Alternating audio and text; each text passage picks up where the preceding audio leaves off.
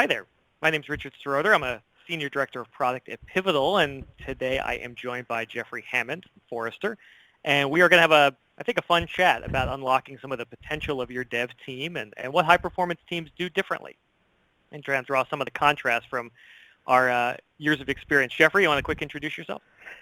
Hey, thanks a lot, Richard. I appreciate you having me on today. It was fun when we were chatting because I think together we've got almost 50 years of experience when it comes to writing code, building products, building development tools, and across that time you have good experiences and bad experiences. So I think we've got a great opportunity today to kind of talk about what we've seen that works, as well as some of the research that's been done into high performance culture and some of the non-obvious things that can really make development teams more productive, and just some of the philosophy about how you should think about managing teams and supporting them with tools and processes and organizations that make them most effective. Absolutely. And for all of you, we'll have a couple of polls during this, and one of the reasons we were excited actually to drag Forrester on this call is they've done some great research in this space. I think you'll see some pretty novel information. So Pivotal, for 30 seconds, the mission is to transform how the world builds software. That means helping teams figure out methods, technology to make that happen. So Pivotal Cloud Foundry is a great platform for building, deploying, running apps on any cloud.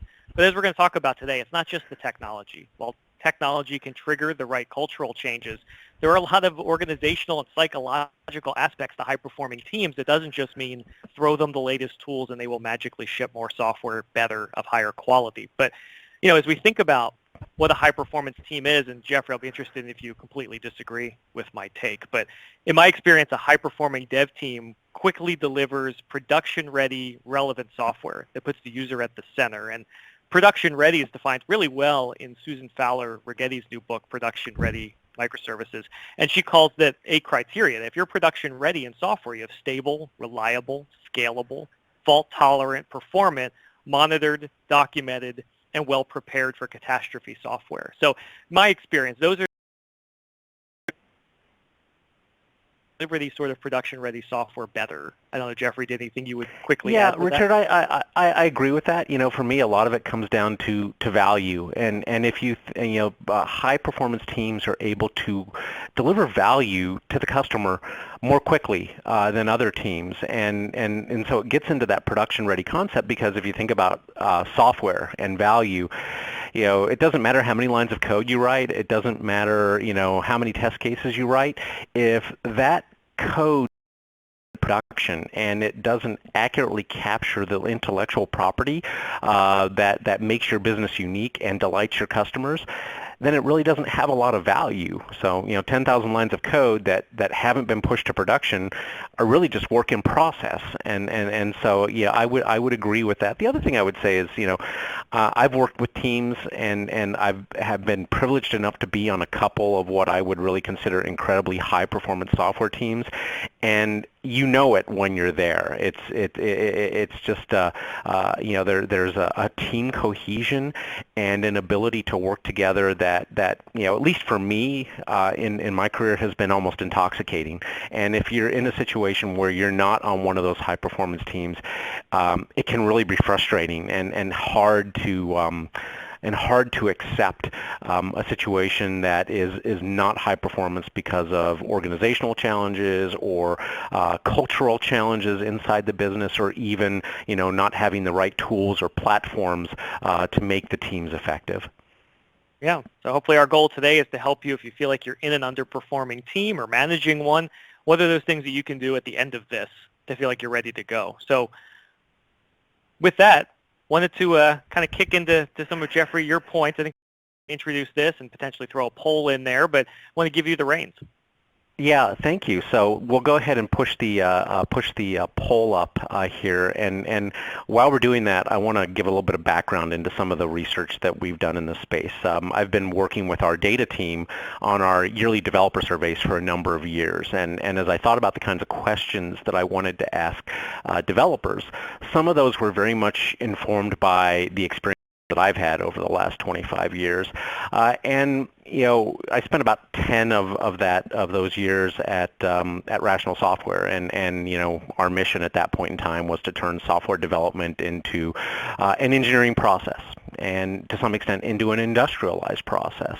And as I reflect now from being out of that sort of mission for almost 10 years here at Forrester, in some ways I questioned exactly what we were trying to do, because as a result, I often talk to clients and they tell me about their efforts to create software factories. And there's something about that concept of a software factory that just really troubles me now. And so in trying to understand the value or challenge of a software factory, we wanted to drill in and understand the way that developers work, the way that they engage at the companies that they're at, and even something as basic as what they do throughout the day. If you go and you talk to somebody who's in the business side of an organization and you ask them, well, what do developers do? They kind of quickly come back with the obvious answer, which is, well, developers write code. And, as far as they're concerned, developers spend all day writing code. And I'm not sure that that's actually the case. So for the last few years, we've been asking developers a question as part of our research in terms of how much time do you spend during the day writing code, and how does that compare to the other activities that you're involved in? And so we've been collecting this data over a few years, and we've seen that actually developers don't spend as much time writing code as you might expect, that there's a variety of other things that they do. Some of them I think good and healthy, and some of them maybe a little bit not so good, and things that get in their way of becoming high performance teams. Let's look at some of that information and some of the feedback that we get. So we asked the developers across a wide variety of different tasks, and we find that the good news is that about 58% of developers spend at least an hour a day writing code. So, doing what we think they do. But, the interesting thing is when you dig into it, only about 28%, so a bit more than 1 out of 4 developers spends 3 or more hours a day writing code. And only about 10% of developers spend 4 hours or more a day writing code. So if you think about that, only 1 in 10 developers spends at least half their day, assuming that you have an 8-hour day, maybe some people work more, some people work a little bit less, writing code. So it's not just about writing code in terms of how developers work. If we look at some of the other tasks that they are involved in, we find that about 48% will spend at least an hour a day building their software or integrating their code with somebody else's code or a third-party package. We find that about 46% spend at least an hour a day debugging or dealing with production support issues. Essentially, I would qualify this as dealing with the technical debt of the systems that they create. 45% spend at least an hour a day designing new functionality, which I think is great. You could argue that you want as much time designing new functionality as possible. You could argue that maybe that's an architect's job or a designer's job, but it's developers that are doing this. And at least 33% spend an hour a day unit testing. I think that's good and bad. I think it's great that developers are doing testing. I think developers should be doing more testing because that's part of their job in terms of ensuring quality and production-ready services. I would love to know a little bit more as to whether or not that unit testing involves manual unit testing, which I don't think is particularly valuable, or creating automated unit tests, which then can be run very, very quickly. But all of these are kind of basic nuts and bolts type of activities, but they're also not the sum total of what developers tell us that they spend time doing. Richard, I think you had a comment or two about this when you saw this data.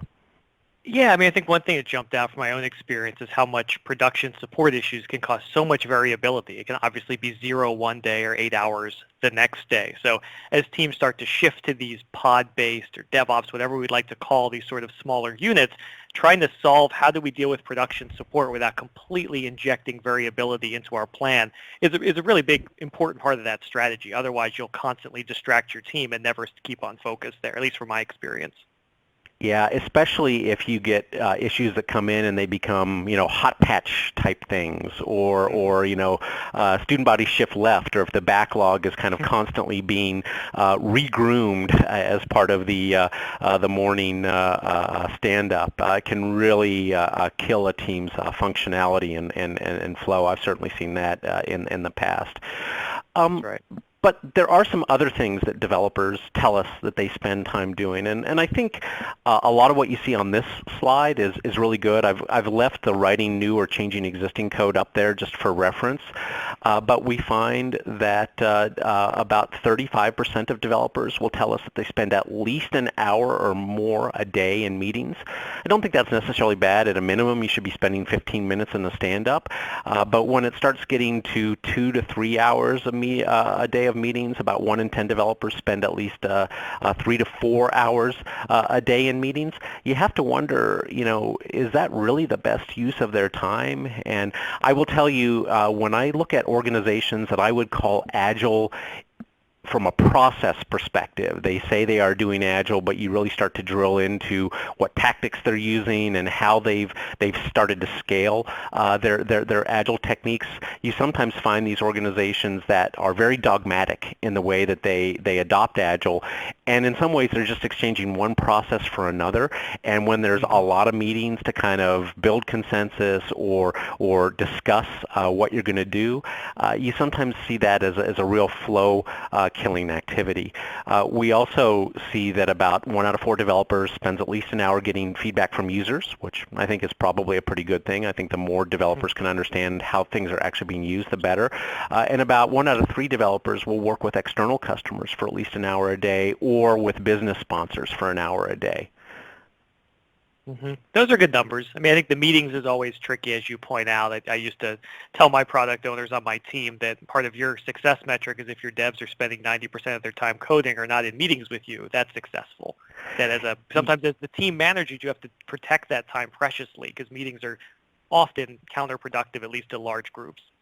Yeah, I think so. And one of the things I see, I'd be curious in terms of what you've seen here, but in organizations where there is a strong product management type function or product ownership function, if that product manager takes responsibility for a lot of that meeting type stuff and shielding type action, it can really help a team spend less time in meetings and increase their flow rates. It's one of the reasons that I often recommend that sort of 2-in-the-box model, either the kind of the Scrum-based Scrum Master product owner, or the product manager with program manager as that shield to a high performance team. Yeah, no, I agree. I think I've been heartened to see more companies embracing the product manager role, as sometimes that's in the evolution of a business analyst or things like that, but someone who understands the customer need is able to flow that down and help prioritize and help do some blocking and tackling and shielding developers sometimes from the noise that's not necessary for building the app. Yeah, I'm seeing that increasingly in digital organizations at some of the largest brands that we work with as Forrester clients. And so, while it's been a very common practice in the ISV end of the space for years, it hasn't been very common in IT shops at large organizations. And I think that is changing, and it's the digital organization that is driving that change in a lot of cases, and I think it's incredibly healthy. Yeah, great so. point. Now, there's one last set of tasks that we see developers doing, and I would say that these are the things that tend to be the most worrisome to me. We find that about 38% of developers, so almost 4 in 10, spend at least an hour a day dealing with email. And hopefully it's at the start of the day or at the end of the day and not throughout the day, because every time you're going to drop out of your tools to go look at your email queue and deal with those email queues, you essentially take yourself out of the zone, out of flow, and you have to reinsert yourself back into flow as a developer, and that can be extremely time consuming. But it's the other two that really bother me. It's 3 out of 10 developers, 30%, spend at least an hour a day deploying code. That seems like it's way too much from my perspective. Done right and with the right tools and the right automation, deployment should almost be an afterthought. It should be something that, I'll go to what you guys do at Cloud Foundry, Richard. It should be as simple as saying CF push master and being able to deploy. And that 29% that spend at least an hour a day configuring infrastructure, in some ways I look at that and say, man, that is so 20th century, when we used to have our own development machines under our desks, and we had these specially built infrastructures, and with modern day containerized infrastructure, public cloud infrastructure, even VM-based infrastructure, that idea that you would spend that much time configuring the infrastructure as opposed to writing code seems almost like a downside of DevOps, or maybe even DevOps gone wrong. What do you think about that? Yeah, that configuring infrastructure one jumped out at me as a red flag. I mean, you're arguably saying up to 50% of folks spend an hour a day on doing that. And so that tells me, and if you also look at our poll results, if you haven't had a chance to fill it in, I'd love people to add their votes to this. But excessive process getting software to production is the runaway winner here at 58% so far. I think that echoes what you just talked about, is that some of that biggest demotivator for shipping software is shipping software. It's deploying code. It's being able to get your infrastructure scaled and acquired. And to some extent, the companies that are most successful have automated their path to production, which means those things become almost zero activities because that's part of an automated pipeline. Yeah, it's interesting, Richard. I last week I watched a webinar that Home Depot put up on YouTube, and one of their folks was talking about their path to deployment and their null release. And I know that they talked about the first time they went and said, hey, we want to do a release, and how long is it going to take? And the answer they got back was about 4 hours. They were like, well, why? It's a very simple change, and they had to go in, and the person that presented talked about going into all the rules and all the processes that were involved in doing that relatively simple push to production. And I thought it was just a wonderful example of what I call the null release, and an organization that puts all these rules and processes in place to make it hard to deploy. I once had a client that I worked with in the government that I asked what their null release was, and the response was 18 months. It didn't matter whether you changed one line of code or 10,000 lines of code. It would have taken them 18 months to get a new system into production. And so when you think about high performance and delivering value, that's almost as far away from high performance as you can get because of the span of that null release. How can you deliver value when it takes you 18 months to get changes out into production? It just blew my mind. Fortunately, most folks are not at that layer of lack of flow, but all too many folks are not even at that 4-hour window that the Home Depot guys were before they started attacking the waste in their null release process. Yeah, we'll talk about that in a moment. I think some of that waste in process, but I think to your point there, to some extent, software has no value until it hits production. So it doesn't matter if your stage is finished. If you're even fantastic coders and that code is just sitting as work in progress waiting for the next step in the pipeline, you're not done really. You're not done until someone's able to get value from that software. And sometimes I think getting visibility to that whole pipeline really changes people's mindset. Yeah, come on, Richard. I thought developers were done when they checked the code in, right? Somebody else will test it. We'll be set. That's been the classic measure, right? And certainly not something I would put as part of a high-performance team for sure. Now, let's pivot a little bit. We've talked a little bit about what the developers do with their time on a day-to-day and hour-by-hour basis. I want to poke at this 58% response on the poll that excessive processes are getting software into production. Process, by and large, is the responsibility of management in development and in development operations. And I want to ask, okay, well then, what is the role of the manager when it comes to managing a development team and managing a high-performance development team? Why don't we go ahead and push the second poll that we have? Because I think when you think about designing a high-performance culture, it's very much the way that you go is very much dependent on your philosophy about what development looks like and how it works and the role of process with people and tools. And this is where I see a lot of organizations go off the rails because they don't necessarily have the right context for what management does or what process, the role of process is, and how they blend that with the talent and the tools that their development teams use. No, that's right. It's easy to look at these things and try to, I've read some good books around management. And frankly, as I've gotten older, I have more appreciation for management versus leadership. And sometimes it's easy to talk poorly about management because everyone's just, inspired by leaders. But managers have to translate sometimes complex directives and turn that into something actionable. And they have to be a layer that often helps people figure out what are the right things to do. And so there's a lot of value and unique skill in management that is different than straight up leadership. I think sometimes we conflate those two incorrectly. Yeah, they also have to deal with the realities of what we see in the development space right now. I mean, I've been looking at the demand for developers in the United States, and if you believe the Bureau of Labor Statistics in terms of the number of positions that are going to be created over the next 10 years, and then you look at the graduation rates from computer science programs at the various universities in the U.S., it's pretty clear that there's barely enough supply to keep up with the demand, even if you expect developers to be perfectly distributed across the U.S. and all the areas where companies need them. But even so, I find that increasingly organizations are competing to try to get what they would call the best developers, or the developers with the right skills. It's one of the things I think that's driving the inflation out here in San Francisco.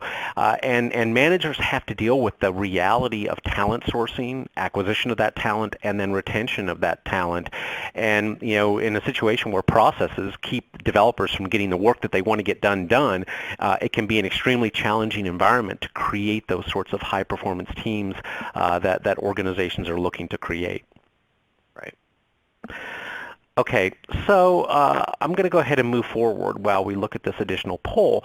One of the biggest challenges that I find, and I chatted a little bit about this earlier when I talked about organizations that are agile by process, is that it's really too easy to swap out one set of process guidelines and rules and deliverables for another. If I think about the last 25 years that I've been in the software development space, we've seen a gradual evolution of process thinking. We saw initial kind of mythical man-month type work that built on the concept of productivity that we saw out of manufacturing, things built on the works of Deming and Humphrey and Crosby and Duran, and then for a while the thing that every firm aspired to was to be CMMI level 3 or maybe even above eventually, and we had all these CMMI certifications.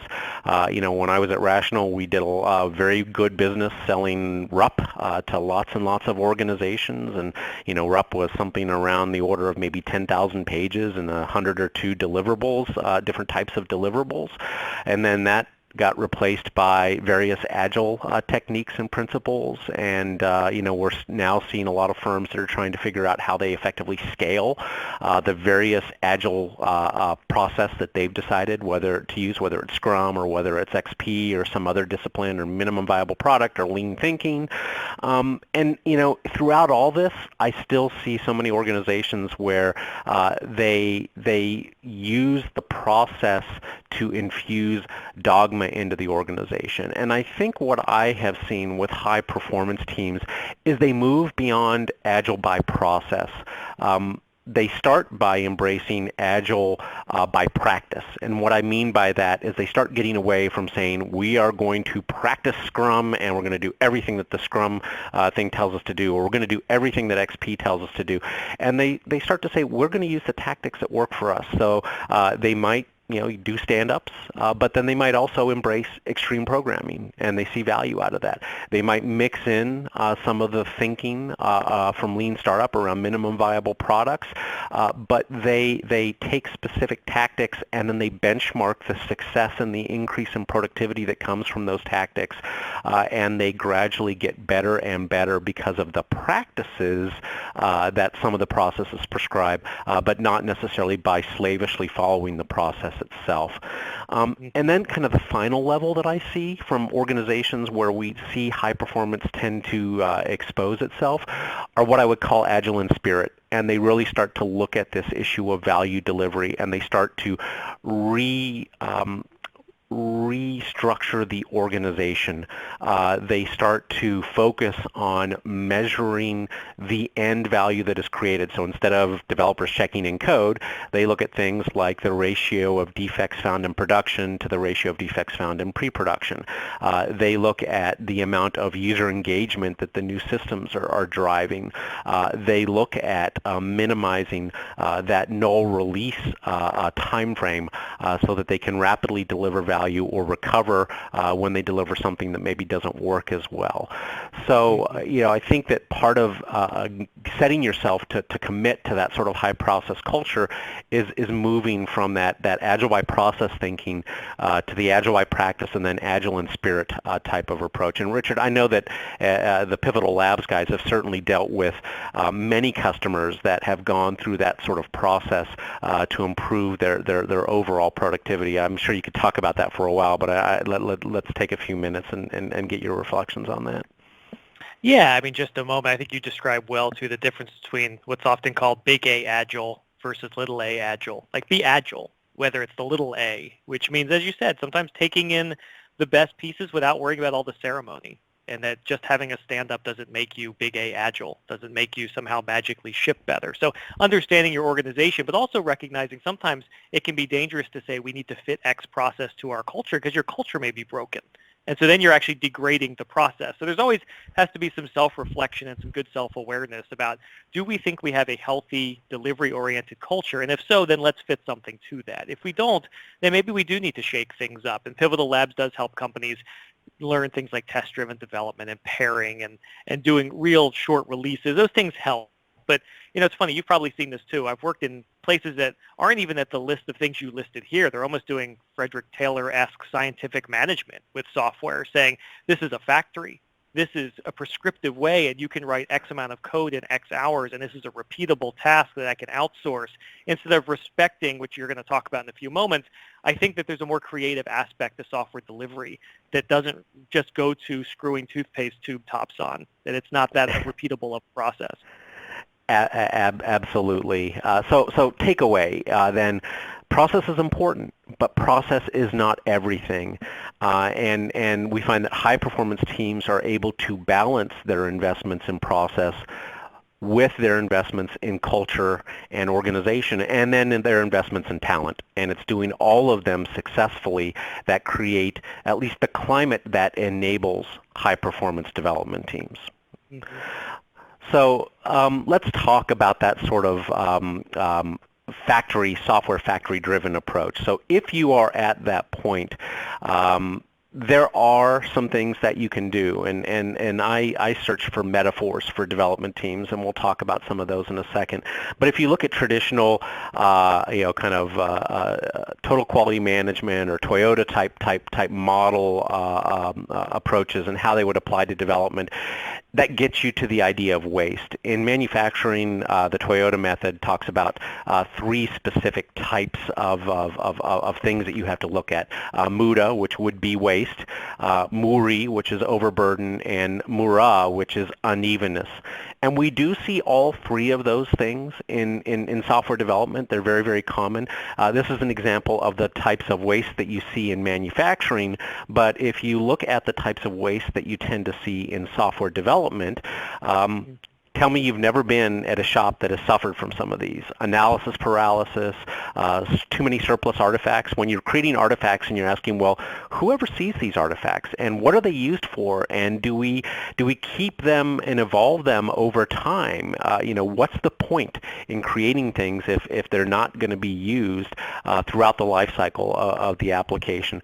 Broken builds is one of my favorites because that's creates waste faster than you can imagine. Rigid architectures, late discovery of defects, high no release ratios like like we already talked about. In terms of overburden, one of the things that we see as a result of all those things that developers have to do and the need to context switch is that a lot of developers work a lot more than 40 hours a week. I was struck yesterday. I was watching my Twitter feed and I saw this article come through that talked about how a CIO out in the valley here has replaced most of his meals with a protein supplement called Ciliant. And I'm thinking here, man, if that isn't an example of overburden, that you don't have enough time to eat.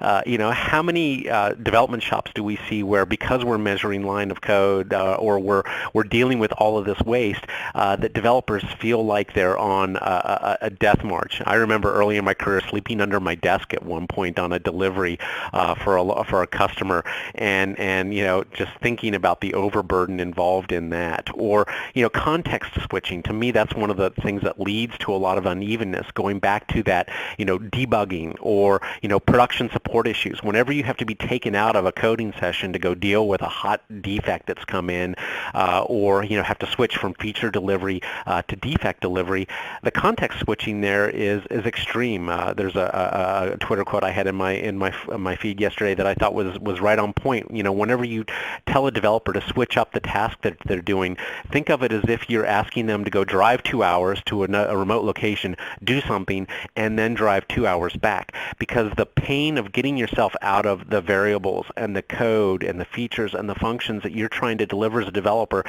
and having to go to that meeting and then come back in is something that I find that teams constantly underestimate, the waste that is caused by a constant stream of context switching. You pull people out of the zone, and I can't tell you the number of instances that I've seen development teams suffer from that sort of rapid context switching that leads almost to flailing on the team. Right. Yeah, no, some great points there. I think that's you've called out a handful of things there. I think that you have to ask yourself, what's the impact of the waste? I mean, in some cases, you might go through bits of this, and waste can't always be zero because you are experimenting, you are learning, and things like that happen. But I think as you start to look at this list, which is a great one, especially as you map it back to development, you have to figure out what type of waste is ever acceptable, and then what is the impact on the business when you overproduce? What is the impact on the business when you're waiting too long? Are you missing business opportunities? Are you struggling with low-quality code that ruins your customer experience because you have so many defects? I mean, there's all these things that actually really have a material impact on your business, every single one of these. And so it's interesting as you start to think in a waste mindset, in a lean mindset, I think it puts light bulbs on. Yeah, I'll give you a specific example there. In 2005, we did an analysis when I was at Rational, and we discovered that we had about 42 people that had release engineer type titles. And I think, from a salary perspective, we were spending about $6 million a year to build our products. And that seemed like really high to us. And we looked at, well, why is this the case? And what we found was because the builds for the roll-up product that we sold were constantly broken, that all these different teams were going out and creating their own private build streams. And then those private build streams were where all their integration happened and where all the new features happened. And then they didn't have to care about the master build being broken all the time. And as a result, the testing folks couldn't get fresh builds to test all the time, so they were sitting on their hands. And then when we went to integrate all those private builds, you would have just blow-ups in functionality because they were all working with different versions of the code. And it was a nightmare. And instead of saying basically, we are going to evolve the culture such that, if the build is broken, everybody needs to feel that pain, to isolating that pain, optimizing around the individual team, and in the process costing the company a lot of money. Needless to say, when we discovered that, we went forward and fixed it. But it's an example of where these little things can spiral out of control if you're not aware of them. Absolutely. So that kind of leads to the fundamental way that you need to think about high-performance culture, and it gets back to my concern about the term software factory, because if you think about it from a developer's perspective, how many developers do you think would really like working in a factory and essentially screwing bolts on nuts, or doing the same thing all day long and essentially turning their brain off and letting their hands do the work? And yet when we think of software as a factory type concept, we're essentially defining it as an algorithmic process. And that's not what I've seen, and this is one of the places I think we fell down a little bit when I was at Rational, because we tried to over-rotate on the idea of software as algorithmic, and I think some of the processes that are out there do the same thing. Let's turn it into an algorithmic pursuit. In fact, I would argue that software development is actually a heuristic process, that it is one that is defined by creativity. And whether or not you look at software development as algorithmic or heuristic very much defines as a manager how you create your culture, the tools that you pick, and the processes that you invest in to either support heuristic workers or to support algorithmic workers. And to me, that's one of the things that I think so many organizations get wrong. They look at software as too much of an algorithmic process. Yeah, I've even heard people start to use the term designing software instead of developing software, because even to that respect, you're not even just developing. I mean, it's the design. It's a creative aspect. Part of the balanced teams you see when you work with Pivotal and Pivotal Labs is a product designer is a first party, a prime part of that team. That's super important to be thinking of user-centric design at all times, and developers are thinking about the user experience. And that is not as you mentioned, that's not the sort of algorithmic turn your brain off activity. That's extremely creative, and the sort of iterative constant prioritization is a design aspect. I think that's exciting, and it's a big realization. Now, I would say that one of the concerns that I sometimes have about so many firms being focused on DevOps, and almost everybody is at this point in time, is that it becomes very easy to start to tilt that focus toward algorithmic software as opposed to heuristic concepts. To me, the best analogy that I can think of is the Broadway show. If you think about how a modern Broadway show is developed, like Spider-Man or any of the Disney shows, there is a mix of algorithmic staff and heuristic staff. You're not going to, people aren't going to go and see Hamilton if you don't have really good actors that are on stage, and you have stand-ins that can go in or go on, and you've got specialized swings for dance numbers and that sort of thing. But you still have that stage crew making sure that the cues get hit or adapting the cues if the actors ad lib, and you've got the orchestra that's ready to go, and you've got all the lighting calls that are ready to hit. And to me, when you think about DevOps from an algorithmic perspective, it's that stage crew that is supporting the heuristics and giving them the time to spend more time doing the things that they like. So if you think that software development is heuristic, the types of things as a manager that you have to invest in setting the stage for high performance are people, and people over tools, and type I developers. I'll explain that concept of the type I intrinsically motivated developer a little bit in a second. Measurement of the end results instead of the steps in the process. Rewarding or looking for folks that are capable of demonstrating cross-skill mastery, the double threat or triple threat, if you will. Focusing on processes that enable flow as opposed to rewarding specialization. Automation where it aids that creativity. The DevOps automation, the test automation, the investment in containers to be able to allow developers to spend more time writing and designing the functions that they want to build. Feedback becomes a very important part of the process if you are trying to build a heuristic team, and enabling failure and investing in responsiveness so you can correct the errors that sometimes occur when you are moving faster. I would say that in today's software world, high-performance teams are teams that invest in supporting these sorts of heuristic types of capabilities. Yeah, but to your point, and I think for especially this audience, as we think about modern app dev, it's sometimes figuring out where that level is, and that there are things that should be just operationally available. If a team's deploying quote-unquote serverless functions, or they're deploying just app code, there's some group that does want to take a very automation-centric approach to the platform underneath it, that, managing VMs is commodity. Managing orchestration layers is commodity. I want to have my heuristic team focusing on the creative thing and not, back to your original point, building VMs and configuring patch cycles.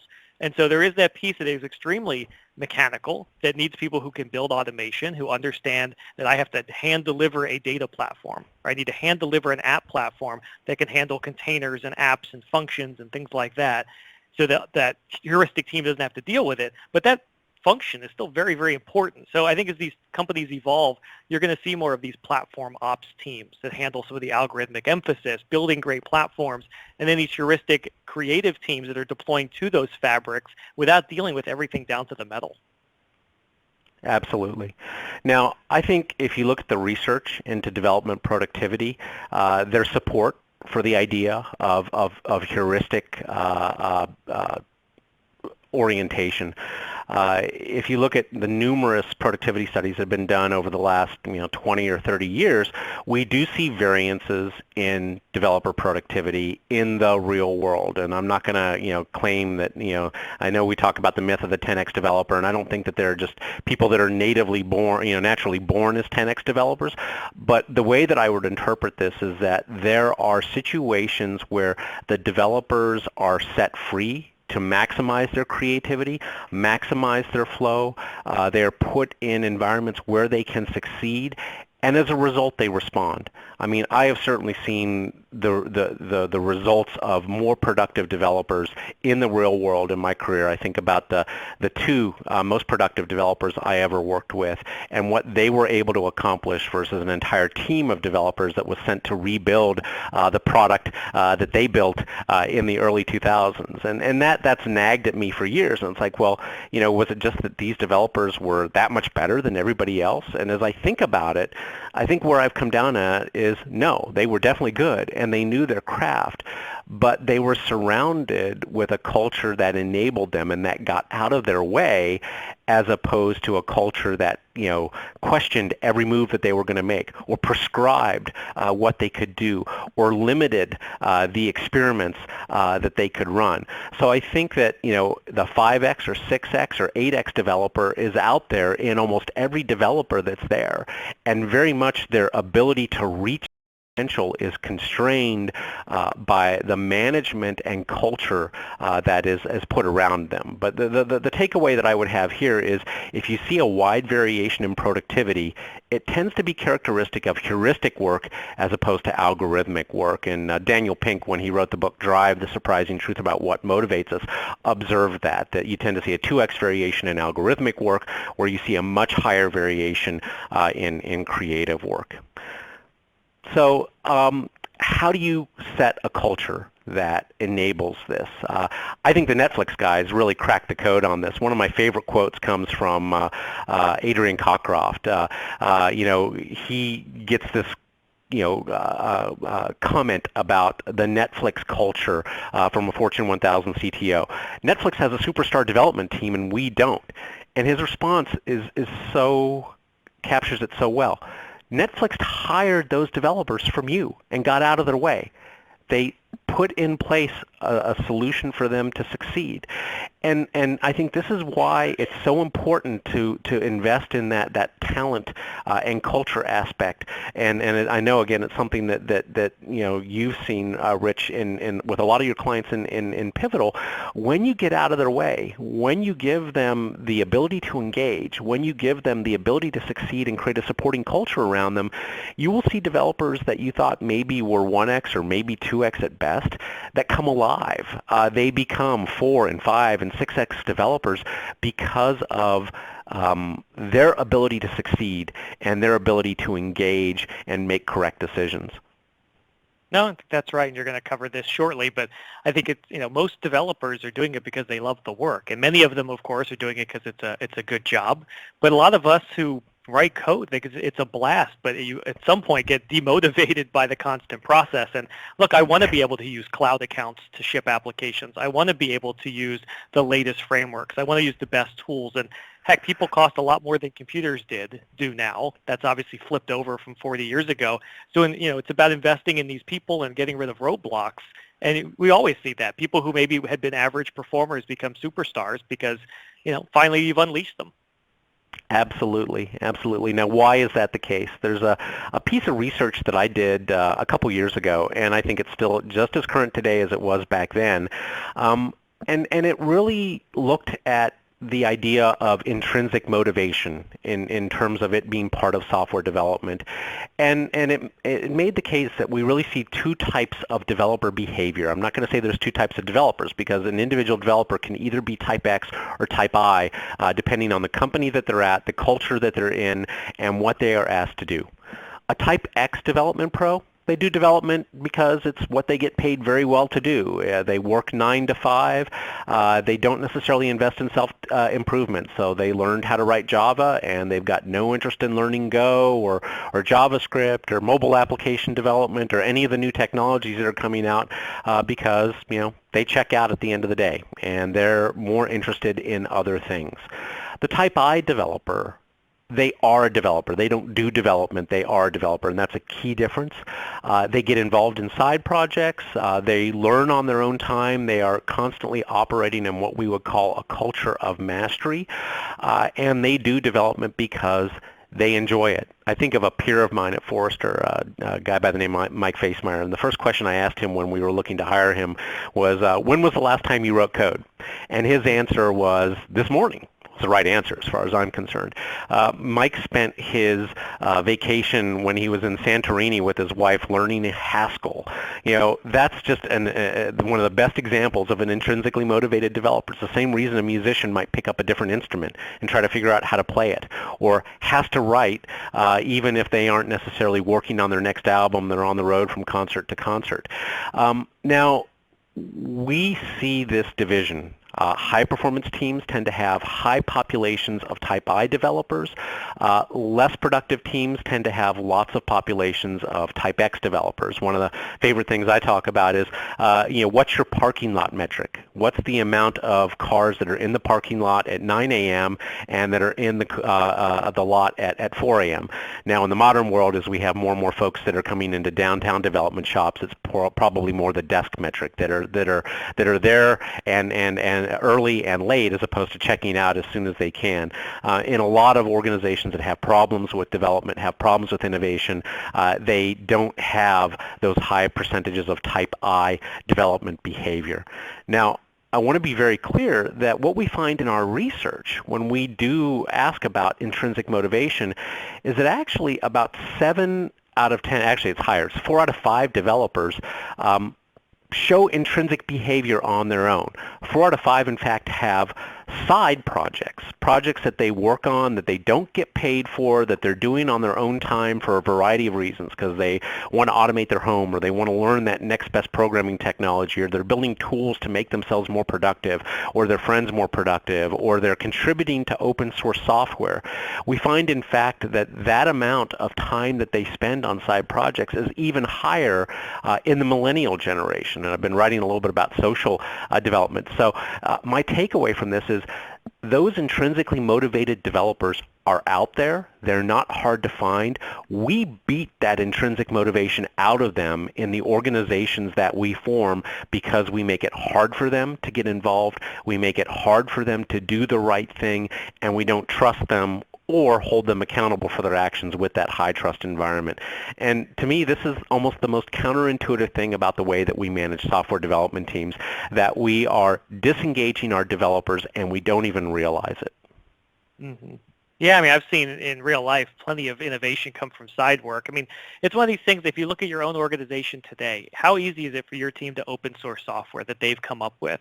How easy is it for them to go speak at a conference about what they're doing at your place? So side projects have this way of bringing innovation they've done back into your organization, because people are learning new languages, they're learning new clouds. It's a recruiting tool. There's all these benefits of empowering your team to be doing things at the office, and then if they like to outside the office. I guess, how are you helping, to your social development point as well, how are you making development more of a choice of thing, not just the job, by making it easy to open source, consume it, or do it yourself? Again, be out there in the community.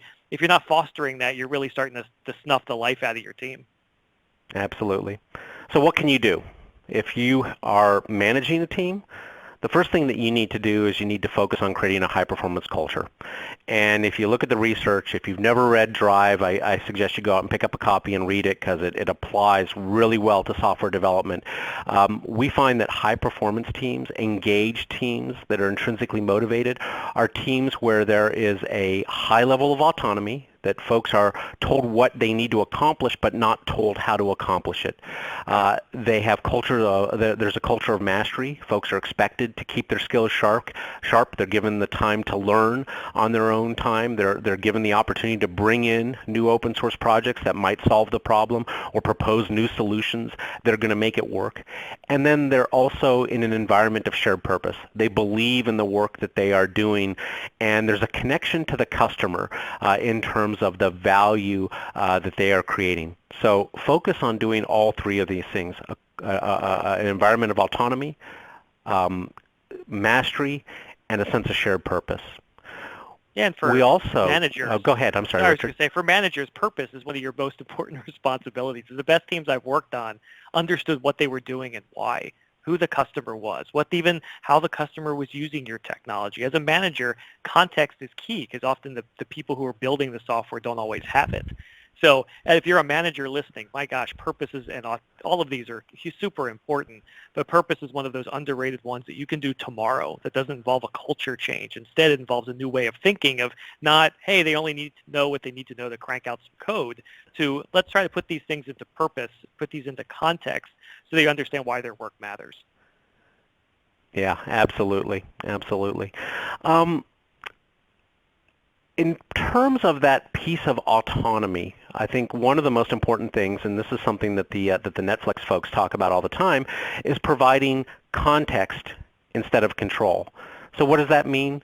Essentially providing the metrics that matter. What do the customers need? In Netflix's case, it's how many hours of online video are they watching on a month-to-month basis, and how do we make that go up? Provide the assumptions that you've made, the objectives that you want to hit, clearly defined roles, knowledge of the stakes, and then transparency around how the decisions are made. For those that focus on algorithmic management of software, you tend to see more top-down decision-making. You tend to see lots of committees. You see stage-gate type processes. You see that the planning and the process and the rules are more valued than the results of what come out, and a real focus on the deliverables. If you find that those are the things that matter in your shop, it's a really good clue that you're not in a world where autonomy is a highly valued commodity, and it's going to be really hard to drive a high-performance development culture as a result.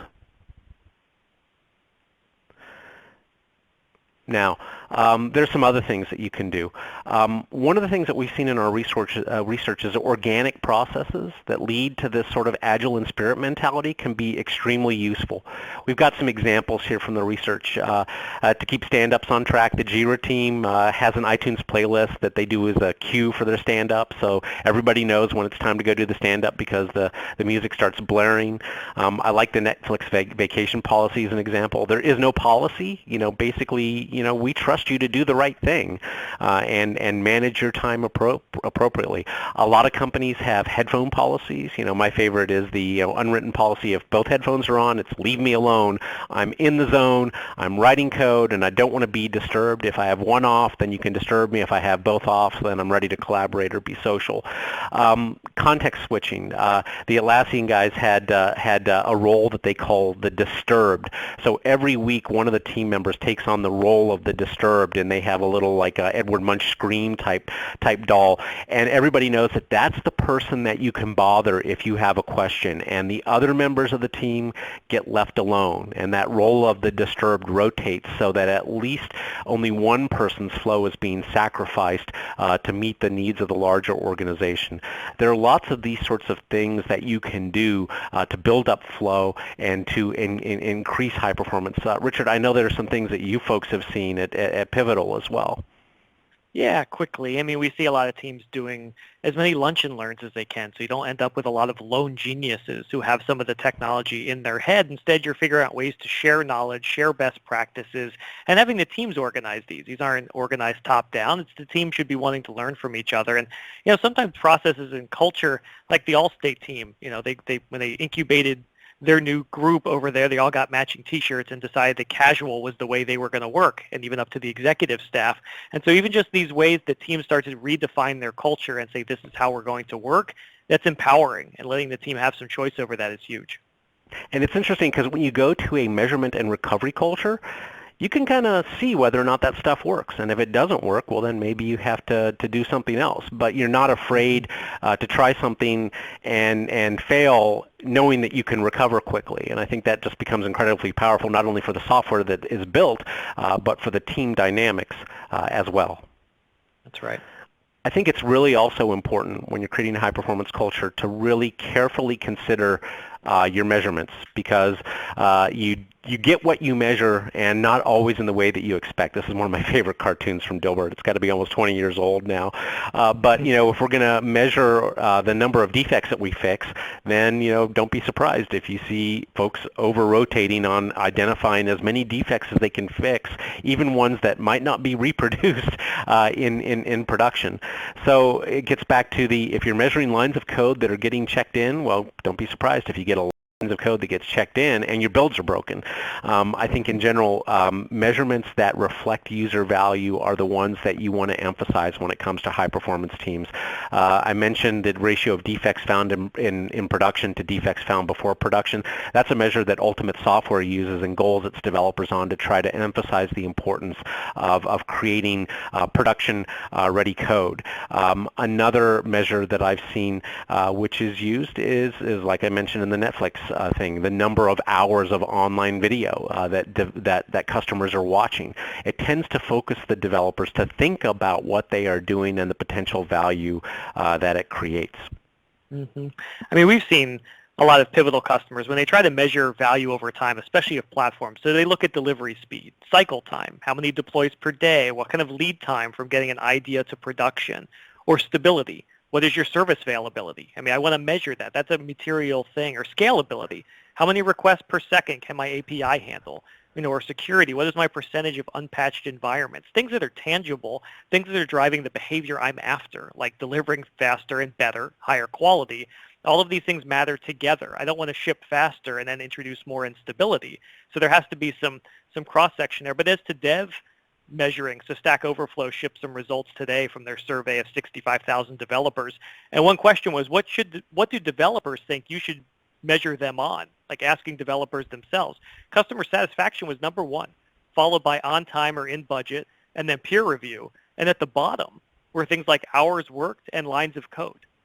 So ask yourself, these are what developers themselves want to be measured on. If you're measuring them by the opposite, you're probably not motivating your team. Yeah, this is what blows my mind, Richard, because it's pretty apparent that the devs get it. That they want to create software that matters, and a lot of in a big way that software, it's the way that the customer engages that results in how much the software matters. When I think about the things that I'm proudest of in the last 25 years is that software that I can see and I can touch, and it's shrink wrapped, and I talk to the customers that were able to use it and do really cool things with it. That is just so affirming, and it's another reason that developers should really be looked at as creatives, because they want to build things that matter, and it's a great opportunity to create shared purpose around that customer engagement. Absolutely. So we only have a few minutes. We only have a few minutes left. There's one more thing that I do want to talk about, which is that you can do to support your high-performance teams, and that's to create a physical space that supports their work.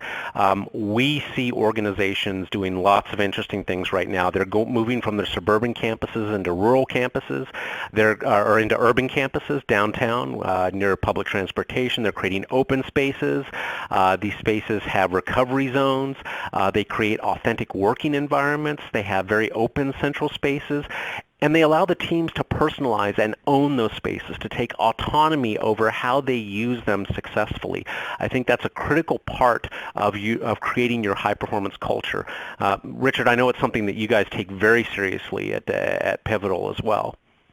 Yeah, we believe the workspace does a lot to motivate teams, and not everybody can drop their office park tomorrow and move to some downtown loft, which makes tons of sense. But, I think it does make sense to look at, do cubicle farms actually facilitate communication? Should we have team rooms if we have a lot of related product teams that work together? Do we want an open space because there's a large group who does work on a collective effort? But also understanding your team dynamics, because for some, these sort of open spaces are extremely disruptive and unproductive. So not just following what the web startup does, but looking at how your team works together and trying to organize yourself physically by that. it's going to help you produce much better throughput than necessarily carving everyone off into individual offices. Yeah, this is where that kind of process thing kicks in, because it's like, well, if we do it for one team, we'll do it for all the teams because it must, be great, and that doesn't always work. And it's one of the reasons that I'll often recommend that you really try to do a classic flow analysis when you're looking to enable your team to understand the things that will result in increased flow. So this has been fun. I mean, we could talk about this kind of stuff for hours, obviously, but the thing that I would lead you with in your own quest for high performance is that process and tools need to support your people and your culture. Get away from that one-size-fits-all mentality, because it just doesn't work when you're trying to enable creative developers. That flow analysis, I think, is critical to driving your own increase in performance. Think about these Type I developers and rebuild your organization with them at the core of it. Make sure that you give them the autonomy that they need, like Netflix has done, but you demand mastery and accountability as a result, and that you work to establish shared purpose as a manager of those teams. And then make sure that your metrics are based on business needs. If you can do nothing other than those things, you're going to be able to see an increase in your flow and an increase in your productivity, and you'll be well on your way to a better high-performance culture. No, I mean, I've seen low-performing teams that I've been on or observed kind of have stagnant skill sets, some lone geniuses, long time horizons to deliver something, lack of focus, limited passion, and they ship unreliable systems. And so the high-performing teams I've worked on, they're really accountable to each other within the team. They ship independently. They know their business impact. They use the right software abstractions. They don't just build platforms for the sake of it. They actively grow their skill set, and they actually believe in continuous learning. That is not an unachievable objective. Those teams are all over the place, and it doesn't even require you fire your whole team and hire a new one. You have a lot of talent in your organization. Sometimes it's about arranging them the right way, and often bringing in the right technologies that cause seismic shifts. Cool.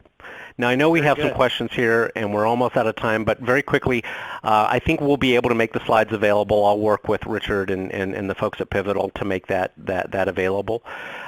Is there a similar presentation that looks at the ops side? Richard, I think you just got one of your next webinar titles.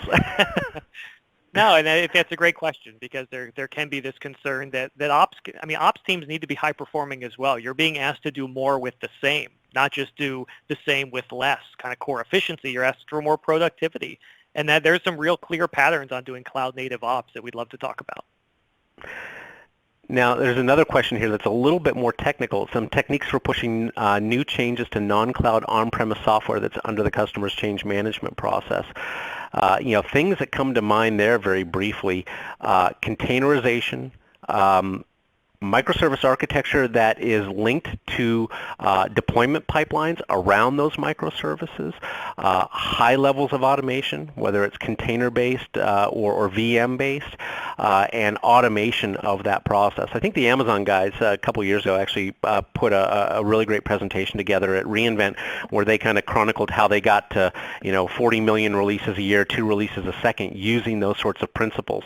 Once you've got the right teams involved and you've got the responsibility matched to the services, the automation piece can kick in to enable that sort of capability. Richard, I don't know whether you want to say anything in addition to that, but it's probably a short answer for a very long question.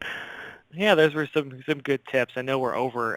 Jeffrey, I know you can find you on Twitter. You can find me on Twitter as Seroter. We'd love to continue the chat there. And I think we'll have a poll up at the end for what things you might be looking for next. But really appreciate you taking some time for this webinar. And we're looking forward to helping you build some of these high-performing teams. It was a lot of fun, Richard. Obviously, it's something that we could talk about for a very long time, and it's probably better talked about over a beer. But that'll be something for another day. That's great. Thanks all. Have a great day. Thank you. Bye-bye. Bye-bye.